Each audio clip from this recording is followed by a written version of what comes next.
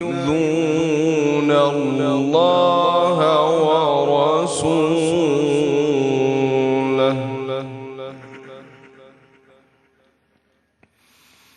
لعنهم الله في الدنيا والآخرة وأعد لهم عذابا مهينا.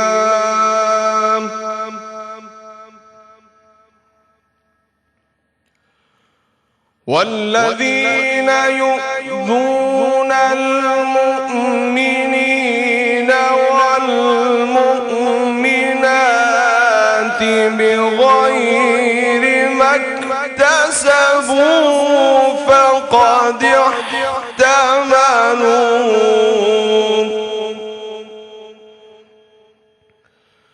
فقد احتملوا بهتانا وإثما مبينا.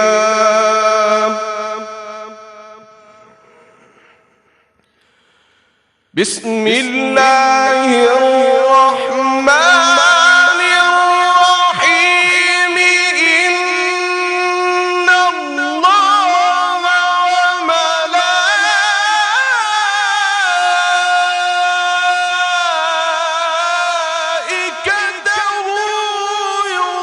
يصلون على النبي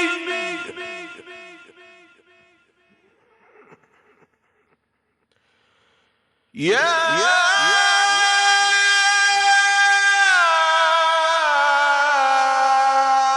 أيها الذين آمنوا صلوا عليه وسلموا تسليما.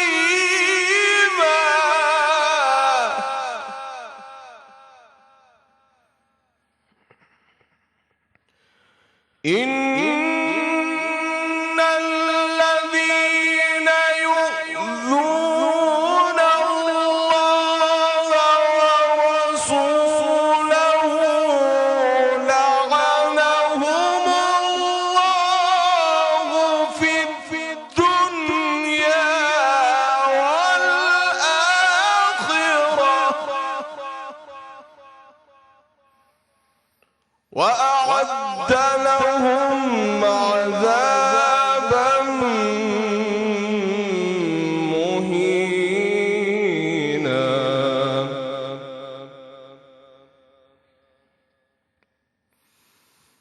والذين يؤذون المؤمنين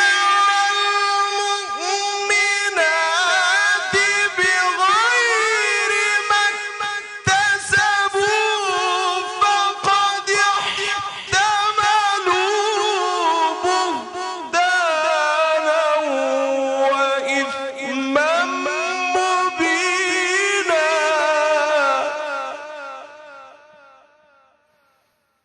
فقد احتملوا بهتانا وإثما مبينا. صدق الله العلي العظيم.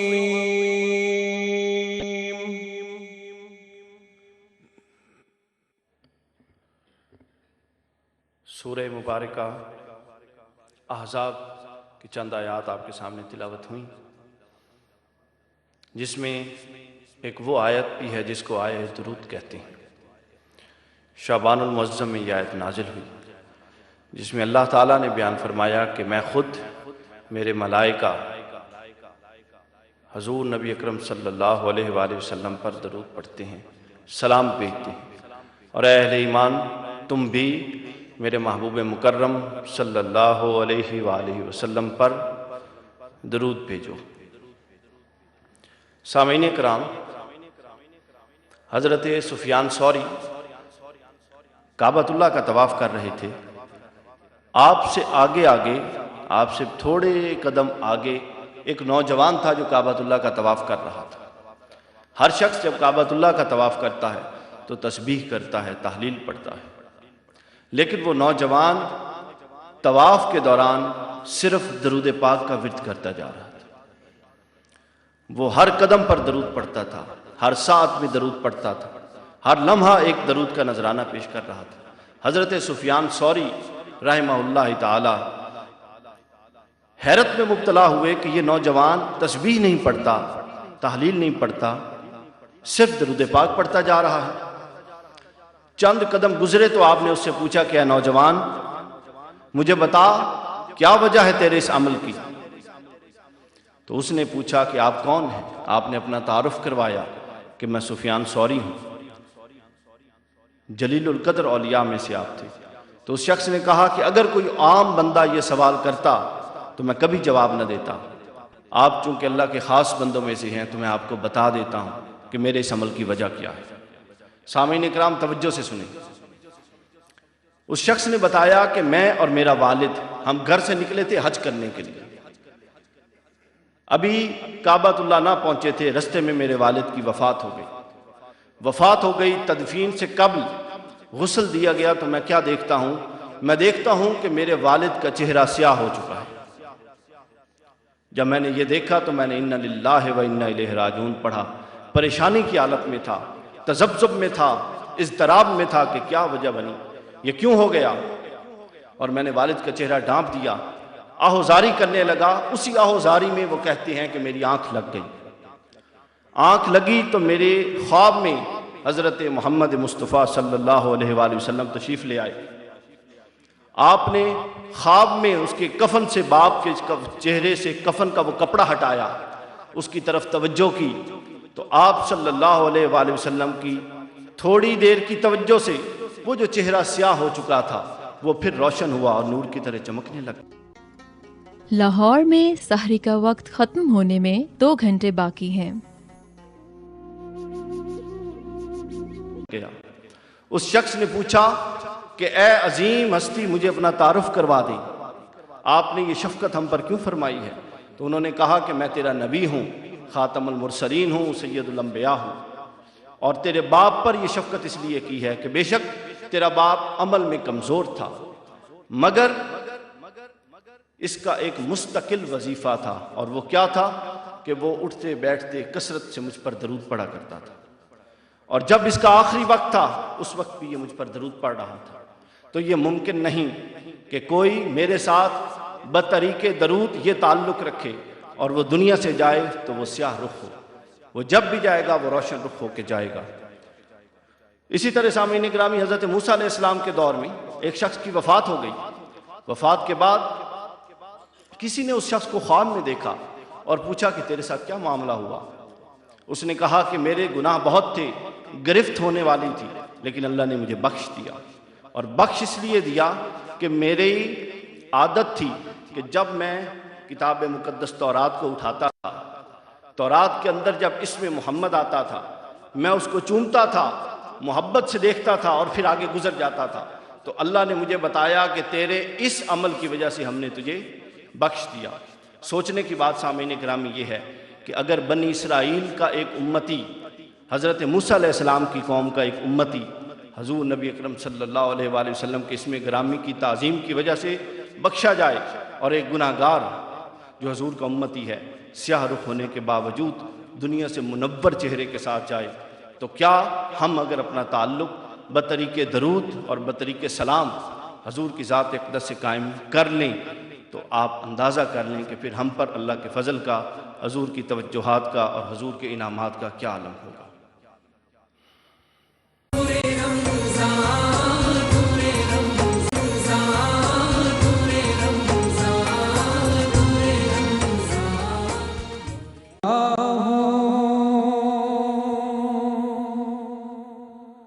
عطا مانگتا ہوں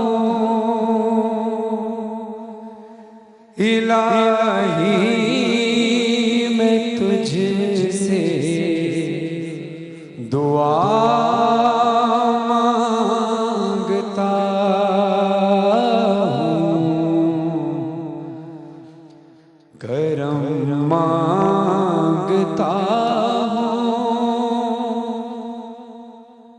عطا مانگتا ہوں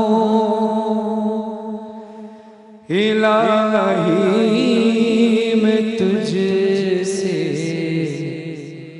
دعا مانگتا ہوں۔ یہ رمضان کا مہینہ ہے، دعاؤں کی قبولیت کا مہینہ ہے۔ میں چاہتا ہوں کہ آپ سب میرے ساتھ مل کر اللہ کی بارگاہ میں یہ دعا کریں، نہ جانے کس کے لبوں سے نکلی ہوئی دعا قبول ہو جائے۔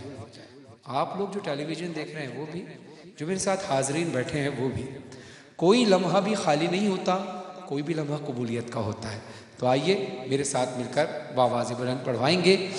کرم مانگتا ہوں، عطا مانگتا ہوں، الہی میں تجھ سے دعا مانگتا ہوں، کرم مانگتا ہوں، ماشاءاللہ عطا مانگتا ہوں، الہی میں تجھ سے دعا مانگتا ہوں، ماشاءاللہ کرم مانگتا ہوں، عطا مانگتا ہوں، الہی میں تجھ سے دعا مانگتا ہوں۔ تو ذرا حاضر ہو دعا کے لیے اٹھائیے۔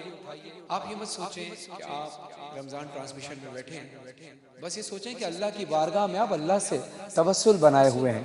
تو سب اپنے ہاتھوں کو دعا کے لیے اٹھائیے، ماشاءاللہ ہاتھوں کو بلند کیجیے دعا کے لیے ایسے۔ بچوں آپ بھی، بچوں کی دعا تو آپ کو پتہ ہے، بچوں کی دعا اللہ کی بارگاہ میں بہت جلدی قبول ہوتی ہے، ٹھیک ہے؟ آپ سب بھی مل کر پڑھیں۔ کرم مانگتا ہوں، عطا مانگتا ہوں، الہی میں تجھ سے دعا مانگتا ہوں، کرم مانگتا ہوں، عطا مانگتا ہوں، الہی میں تجھ سے دعا مانگتا ہوں، عطا کر تو شان کریمی کا صدقہ۔ آپ الہی آمین ضرور کہتے رہیے گا، ہر جملے پر الہی آمین کہنا ہے، ہر جملہ بڑا قیمتی ہے۔ عطا کر تو شان کریمی کا صدقہ، عطا کر تو شان کریمی کا صدقہ، عطا کر تو شان رحیمی کا صدقہ، عطا کر تو شان رحیمی کا صدقہ، عطا کر تو شان رحیمی کا صدقہ، نہ مانگوں گا تجھ سے تو مانگوں گا کس سے، تیرا ہوں تجھی سے دعا مانگتا ہوں، کرم مانگتا ہوں، عطا مانگتا ہوں، الہی میں تجھ سے دعا مانگتا ہوں۔ رمضان کا مہینہ ہے، میں چاہوں گا بچوں کے ساتھ مل کر پڑھوں، اس لیے کہ بچے ہوتے ہیں معصوم، اور بچوں کی دعا اللہ کی بارگاہ میں بہت جلد مستجاب ہوتی ہے۔ بیٹا آپ سب میرے ساتھ مل کر پڑھیے، آپ سب بھی وہاں پڑھیے جو ٹیلی ویژن دیکھ رہے ہیں وہ بھی۔ کرم مانگتا ہوں، عطا مانگتا ہوں، الہی میں تجھ سے دعا مانگتا ہوں، دعا کا طریقہ یہ ہے، ہاتھوں کو اور اوپر کیجئے، آپ لوگ بھی اوپر کیجئے تاکہ دعا کا ایک سما بنے۔ کرم مانگتا ہوں، عطا مانگتا ہوں، الہی میں تجھ سے دعا مانگتا ہوں، کرم مانگتا ہوں، عطا مانگتا ہوں، الہی میں تجھ سے دعا مانگتا ہوں۔ آپ کو پتہ ہے کہ اللہ نے قرآن میں ارشاد فرمایا ہے اور اللہ حکم دیتا ہے کہ جب رمضان کا مہینہ ہوتا ہے تو اس میں صرف اللہ کی عبادت ہی نہیں کرنی ہوتی، یعنی صرف اللہ کے حقوق نہیں ادا کرنے ہوتے، بندوں کے لیے بھی دعا کرنی ہوتی ہے۔ اور آپ کو پتہ ہے بی بی سیدہ سلام اللہ علیہا جو رسول خدا صلی اللہ علیہ وسلم کی بیٹی تھی، ان کا طریقہ کار کیا تھا؟ نماز میں سب سے پہلے وہ دوسروں کے لیے دعا کیا کرتی تھی۔ تو بی بی سے سوال کیا گیا، یا شہزادی آپ دوسروں کے لیے دعا کیوں کرتی ہیں پہلے؟ تو بی بی سیدہ سلام اللہ علیہ ارشاد فرماتی ہیں کہ میں رحمت للعالمین کی بیٹی ہوں، میں آل نبی ہوں، میں دنیا کو یہ پیغام دینا چاہتی ہوں کہ اگر انسان اپنی دعا سے پہلے کسی اور کے دوسروں کے لیے دعا کرے گا تو اللہ آپ کی دعا ان دعاؤں سے پہلے قبول کر لے گا کہ جو آپ دوسروں کے لیے کر رہے ہیں۔ جبکہ رسول خدا اور اہل بیت کا کردار تو انہوں نے اپنے لیے کچھ مانگا ہی نہیں، ساری تعلیمات ہمارے لیے دی ہیں۔ تو رمضان کا مہینہ ہے جہاں ہم اپنے لیے دعا کر رہے ہیں، ہمیں چاہیے کہ ہم دوسروں کو بھی دعاؤں میں یاد رکھیں۔ تو آئیے ایک شعر میں پیش کر رہا ہوں، آپ نے اس لائن پر، اس مصرے پر الہی آمین بآواز بلند کرنا ہے۔ جو مفلس ہیں ان کو تو دولت عطا کر، جو مفلس ہیں ان کو آمین بلند آواز سے کرنا ہے آپ سب نے، سب نے آمین کہنا ہے۔ عطا جو مفلس ہیں ان کو تو دولت عطا کر، جو بیمار ہیں ان کو صحت عطا کر، بولیے آمین۔ جو بیمار ہیں ان کو صحت عطا کر، مریضوں کی خاطر شفا مانگتا ہوں، الہی میں تجھ سے دعا مانگتا ہوں، کرم مانگتا ہوں، عطا مانگتا ہوں، الہی میں تجھ سے دعا مانگتا ہوں۔ اور رسول خدا صلی اللہ علیہ وسلم بھی ارشاد فرماتے ہیں، مولا علی علیہ السلام بھی ارشاد فرماتے ہیں اور امام حسین علیہ السلام بھی ارشاد فرماتے ہیں کہ اپنی جس سرزمین پر آپ رہتے ہو اس سرزمین سے وفادار رہو۔ ہم ملک پاکستان سے وفادار ہیں، تو آئیے اللہ کی بارگاہ میں رمضان المبارک کے مہینے میں اللہ کی بارگاہ میں اپنے ملک کے لیے بھی تو ہم دعا کرتے ہیں نا، کرنی چاہیے نہیں کرنی چاہیے؟